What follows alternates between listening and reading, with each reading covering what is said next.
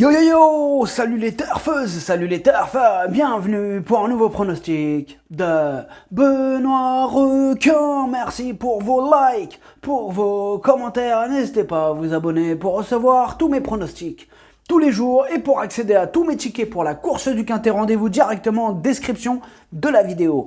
Ok, place au pronostic du Quintet du vendredi 17 juin, direction Laval pour le prix de la forêt de Concise. Trop attelé, 2850 mètres, 14 partants, réunion 1, course 7, indice de confiance 4 sur 5.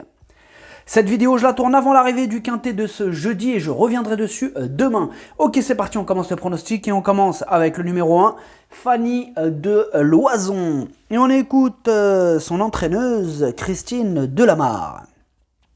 Fanny de Loison est régulière, mais elle a du mal à renouer avec la victoire. En dernier lieu, j'aurais pensé qu'elle serait un peu plus près, mais elle a fait sa course quand même. Il faut dire qu'elle tombe toujours sur des bons 6 ans. Elle a besoin d'être cachée pour venir finir. Comme il y a de l'opposition, cela serait déjà bien si elle était 5e. Bon, effectivement, pas beaucoup de marge, cette Fanny de Loison. C'est la moins riche de la course. Du coup, en cas de défaillance, des chevaux en vue, il faudrait vraiment qu'il y ait quelques défaillances quand même pour qu'elle puisse s'insérer dans les 5 premiers. Maintenant, c'est mon deuxième cheval de complément en cas de non partant, ce numéro 1. On passe au numéro 2, Folie Mix, et on écoute Kevin Leblanc. Folie Mix mérite d'être revue. Cet hiver à Vincennes, c'était compliqué pour elle. Du coup, on l'a laissée tranquille pour faire la province cet été. Elle n'a qu'un parcours dans les jambes, n'est pas prête et encore ferrée. C'est une course de préparation en vue d'engagement aux montées. Bon, ce numéro 2, je l'ai carrément écarté. C'est une spécialiste du trot monté, sa discipline donc de prédilection. Donc là, comme nous l'a dit son entraîneur, elle n'est pas prête en plus. Donc pas prête, pas dans sa discipline. Énorme non. On passe au numéro 3, Fuchsia Pierre J. Et on écoute Jean-Luc Bijon. Fuchsia Pierre J s'est comporté correctement en dernier lieu, mais a encore besoin de se remettre dans le bain. Pour l'heure, il faut se contenter de le regarder courir.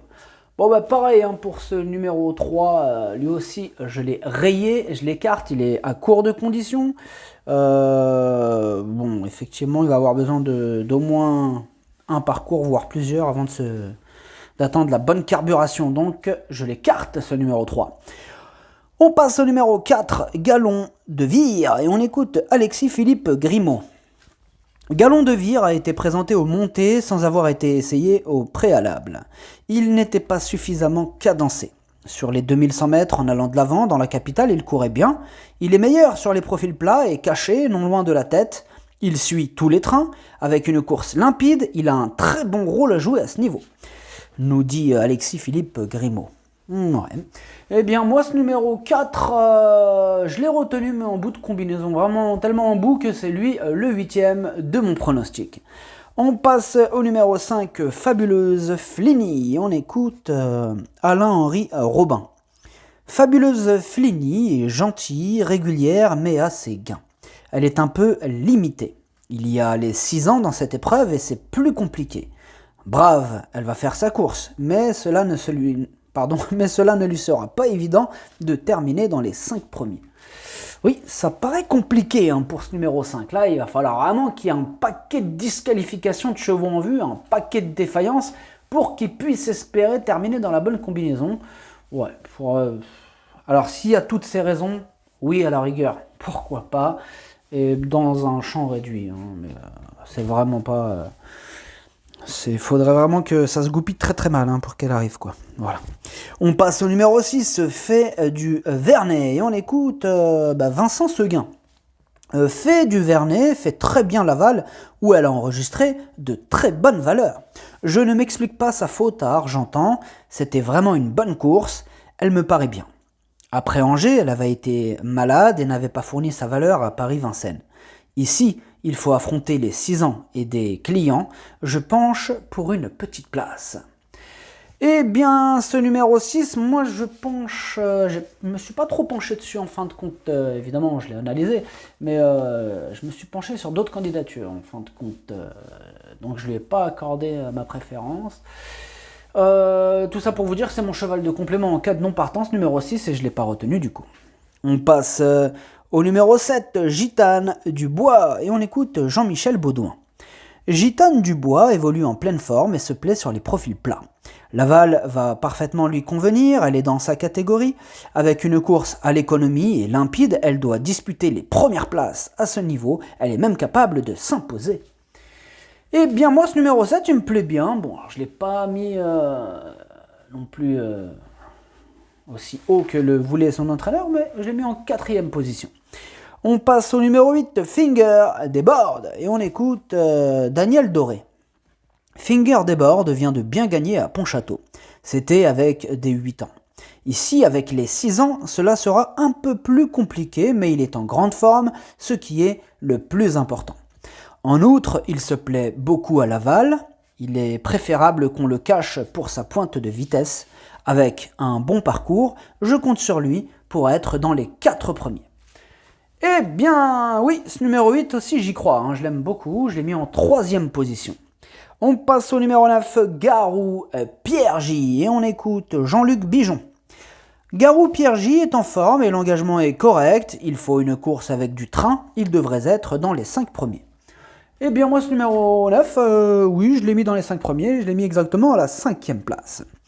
On passe au numéro 10, Far West du Rib, et on écoute Joël Allais. Far West du Rib s'était bien comporté à l'aval début mai à la 3e place. Il aurait même pu faire un peu mieux s'il n'avait été un instant accroché. Je l'ai trouvé un peu moins bien suite à cela. Il aime venir sur les autres et a besoin d'un parcours à l'économie pour pleinement s'exprimer. Il me paraît mieux, mais ce n'est pas encore le grand Far West du Rib. Il nous inquiète un petit peu là, comment ça c'est pas encore le grand Far West du Rib? Il est pas bien ton cheval ou qu'est-ce qui se passe? Non, ce qu'il veut nous dire par là, en fait, son entraîneur, c'est qu'il n'est pas encore revenu à son top. Apparemment, il serait pas à 100%, quoi. Ou alors, peut-être, il nous cache ça pour que sa cote elle monte et que il le joue gagnant et il encaisse, il passe à la caisse. Non, j'espère pas, ça serait grave quand même. Bon, moi, ce numéro 10, je l'ai retenu, mais plutôt en bout de combinaison. On passe au numéro 11, Ghostbuster. Et on écoute Johan Le Bourgeois.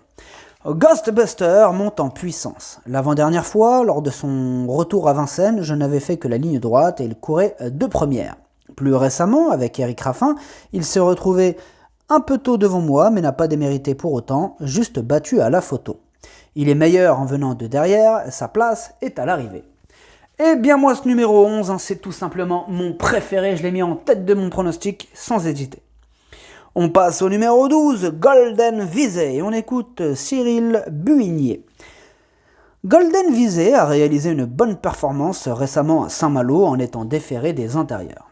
Il a usé un peu de pied et sera ferré avec un peu de confort cette fois. Il n'est pas plus mal ainsi. En Bretagne, il aurait pu finir un peu plus près, mais il a dû contourner des rivaux. Il s'adapte à droite comme à gauche et peut se placer. Eh bien, moi, ce numéro 12, je l'ai gardé, bon, plutôt en bout de combinaison, mais je l'ai gardé quand même. On passe au numéro 13, gagnante Méloise. Et on n'aura pas les commentaires de l'entraîneur pour ce numéro 13. D'ailleurs, je ne l'ai pas retenu, moi, ce numéro 13, dans mon pronostic. Maintenant, pourquoi pas dans un champ réduit? Voilà, parce que elle a déjà prouvé sa compétitivité. Mais c'est vrai qu'elle reste quand même sur 4 échecs consécutifs et du coup ça sème un peu le... Du coup ouais, ça nous met un peu dans le doute on va dire, mais petite note de méfiance, pourquoi pas dans un champ réduit pour se couvrir. On passe au numéro 14, Fa Demi, et on écoute Gaëtan Pratt. Fa Demi va se présenter de façon un peu rapprochée mais paraît avoir récupéré. Le profil de Laval lui convient parfaitement, cela fait partie de nos bonnes pistes en France. Elle doit affronter les 6 ans cette fois et une opposition plus relevée. C'est surtout ce qui m'inquiète. Ce n'est pas une grande débouleuse, ensuite elle tient, elle a sa chance. Eh bien moi ce numéro 14 je l'aime beaucoup, je l'ai gardé très haut, je l'ai mis en 2e position. Le pronostic, ça donne 11, 14, 8, 7, 9, 12, 10. Merci d'avoir suivi cette vidéo. N'hésitez pas à vous abonner pour recevoir tous mes pronostics tous les jours et pour accéder à tous mes tickets pour la course du Quintet. Rendez-vous directement en description de la vidéo. À jouer avec modération. Bonne chance. Chopez-le moi. Ciao.